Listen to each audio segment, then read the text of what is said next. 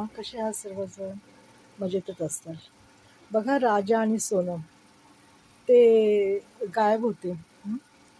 तर पत्नीच निघाली बघा त्याची खुनी, राजाची. म्हणजे नवऱ्याचा मर्डर तिनेच केला. आपल्या बॉयफ्रेंडला बोलवून तिने आपल्या नवऱ्याचं मर्डर केलं. ही मी ना रात्रीचं ना तिचा एक रोज बघायचे मी व्हिडिओ त्यांचे, की काय झालं, कुठपर्यंत आलं, कोणी कसा मर्डर केला. म्हणजे एक उत्सुकता होती मनामध्ये, नाही का. तर ती आहे ना नवऱ्याच्या ते टू व्हीलर त्यांनी घेतली होती शिलाँग फिरण्यासाठी, मेघालय वगैरे इथे जाण्यासाठी. तर ती आहे ना सारखी चॅट करायची. सारखी गाडीवर बसली तरी करत होती, गाडीवरून उतरली तरी करत होती, रूममध्ये गेली तरी करत होती. जेव्हा चेकआउट करत होते ते लोक, तेव्हा पण ती सारखी चॅटिंग करत होती. तर मी म्हटलं ही आहे ना कोणाला तरी आपल्या बॉयफ्रेंड म्हणजे पहिल्याच्या मित्राला वगैरे सांगत असेल, कारण की ही एवढी चॅटिंग का करते. राजा नव्हता करत चॅटिंग, बरं का. राजाच्या हातात तर मोबाईल पण दिसला नाही मला एकदा. परंतु सोनम सारखी चॅटिंग करत होती आणि सारखी इकडं तिकडं इकडं तिकडं तिची नजर असायची. बघा ना तुम्ही प्रत्येक व्हिडिओमध्ये बघा. परंतु आपण कसं एखाद्या मुलीवर नाव घेणार, हो की नाही. आणि तिची आई जेव्हा रडत होती ना, तर एकदम असं तिच्या डोळ्यातून एक अश्रू पण नव्हता. पण राजाची आई जेव्हा रडत होती, तर राजाची आई एकदम अशी हे होऊन रडत होती, की तिला असं नाही का खूप वेदना होत्या आपल्या मुलाविषयी. आणि ते वाटत होतं की माझा मुलगा कसा काय मेला, कसं काय त्याला एवढा त्रास झाला. तर सोनमचं होतं अफेअर राज कुशवाहा नावाच्या एका व्यक्तीबरोबर, तिच्याच ऑफिसमधला होता.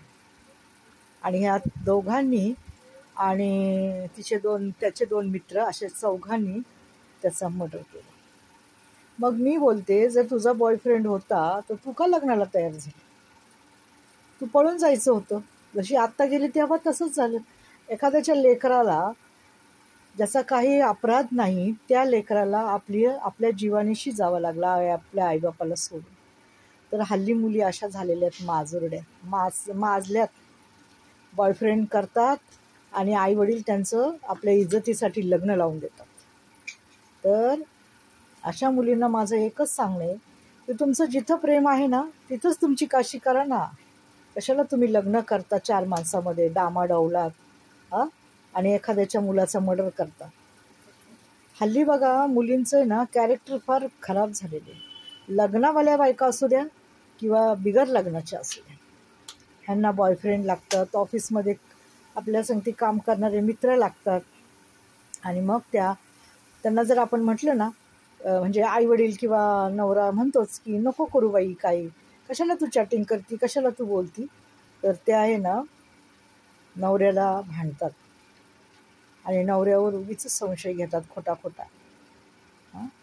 की नवरा मला टॉर्चर करतो, हे करतो. पण हल्ली ना मुलींमध्ये ना, आता मी बोलले असते, मुलींच्या ना टिंबमध्ये लय गोम आहे, माहिती आहे का. अशी ठासून भरली त्यांचं एकाने नाही भागत. त्यांना 10 लफडी करायला लागतात, माहिती. काय झालं शेवटी, तिचंच कॅरेक्टर खराब झालं. मग तशीच ती निघून गेली असती ना त्या मुलाबरोबर, तर कोणी काही नसतं बोललं. म्हणलं असते जाऊ दे, तिचं प्रेम होतं, ती गेली.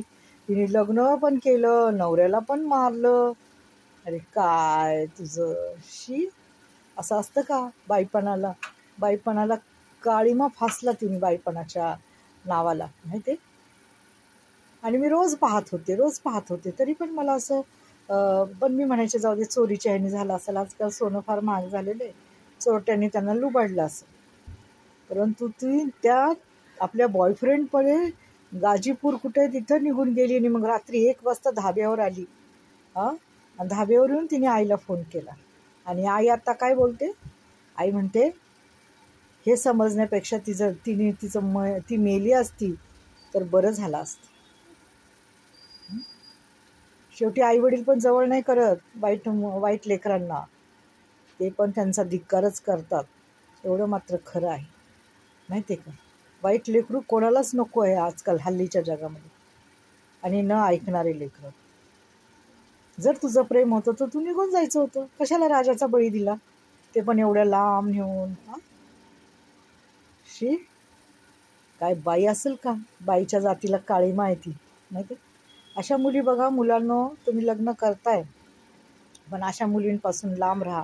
धोकेबाज मुली, जे तुमच्या पैशाला बघून, तुमच्या इस्टेटीला बघून तो बॉयफ्रेंड सोड, हा बॉयफ्रेंड कर, त्याने काय गिफ्ट दिली त्याच्याकडे जा, ह्याने काय दिलं त्याच्याकडे संगती जा.